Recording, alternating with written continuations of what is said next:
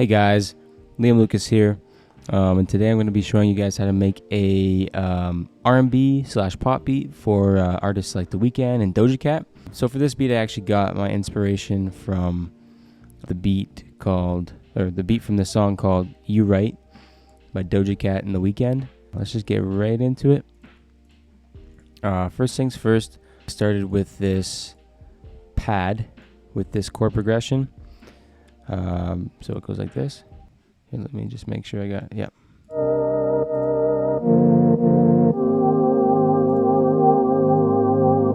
And then I just added an EQ like this, cut a little bit of the low end, cut a little bit of the highs.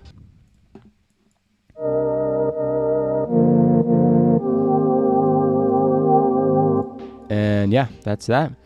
And then I decided to add a basically the same chord progression, or it is the same chord progression, and I added a piano from Analog Labs, Black Forest grand piano.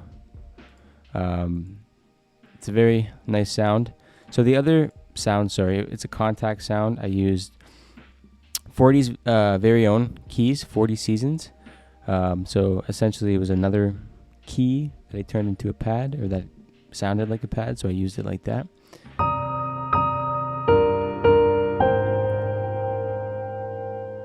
Okay, so it sounds like that, and then I just added gross beat and a EQ. EQ is basically just downgrading the crap out of the sound. And then I went over to the glitch effect.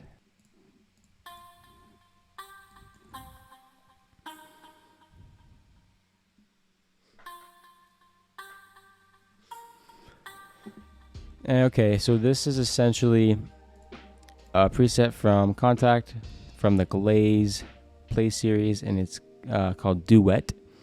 And then I also added a vintage phaser on this one as well when I exported it, and then I EQ'd it, cut a lot of the low end, left the mids and a little bit of the highs, but I didn't want too many high frequencies present in the final product, because I got to leave room for the vocal, right? Next up, we have it's another melody. To be honest with you, I took some of the notes from the chord progression, and I essentially just pasted it here just to add a little bit more body to the entire melody.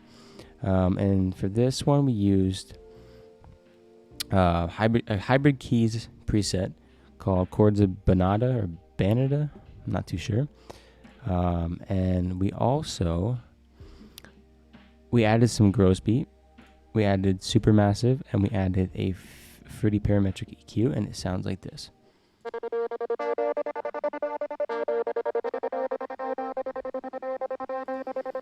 So, and this is what it sounds like without the processing.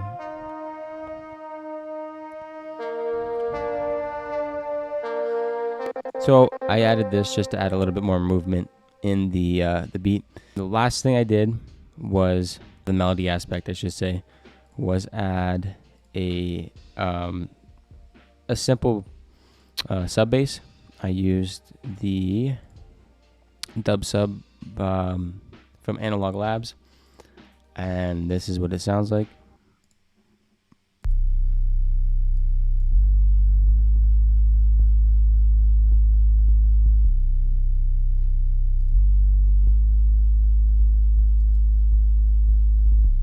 Yeah, so pretty simple, but sometimes that's what you need if you want an artist to hop on your beat. Then we got the kick. It's the Boy Wonder kick from one of what's his name, Lunch 77's free packs from Reddit. Shout out to Lunch 77. And then we cut for this kick. We cut a lot of the highs because I just wanted it to feel like be a feeling. I wanted you guys to be able to feel the kick rather than hear it. And then for the hi-hats, we did simple pattern, no two-step patterns, because two-step pattern is too simple, and I mean this basically created the bounce and the groove of the song. So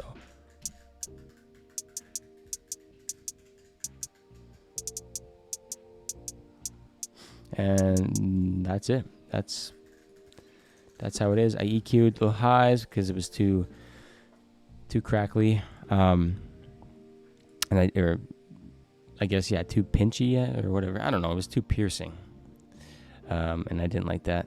So now we have the rim shot, and this personally, I think this is what added most of the bounce to this beat. So it sounds like this.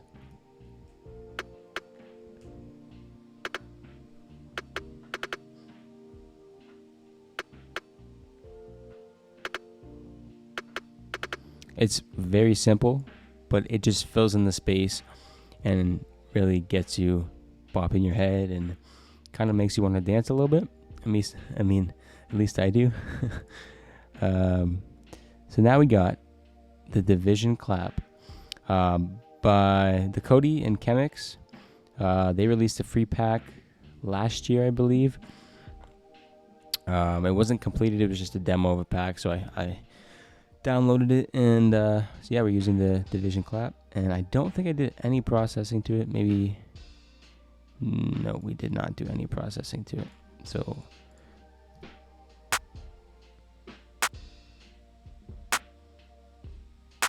very simple, just nice crispy clap, along with a more fuller snare. Just combining both of them makes the clap or whatever, the accent on the clap and the snare a lot more full. So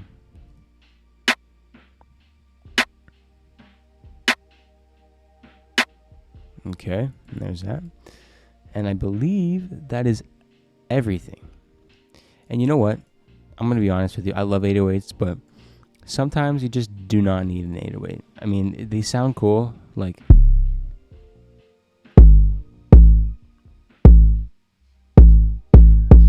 but you know what? Most beats, you don't need 808s. You could use a sub bass and it'll sound just as good, if not better.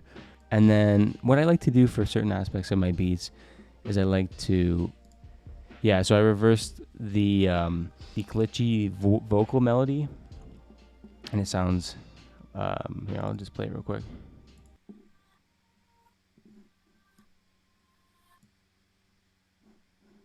Yeah, you might not be able to hear it, but it just sounds like almost like a ghost, a phasing ghost. So, and it's just to add a little bit more character to certain aspects of the beat. I like doing very ambient, spacious, catchy intros. Honestly, just leave space for the artist. If you want to be working with artists, don't matter if you're working with rappers, R&B singers or whatever, emo rappers, it don't matter. Just leave space. And then lastly, over here for the bridge as well as the outro, I added this drum loop that I created by basically bouncing all the drums out and then adding reverb and EQing it, and it sounds like this.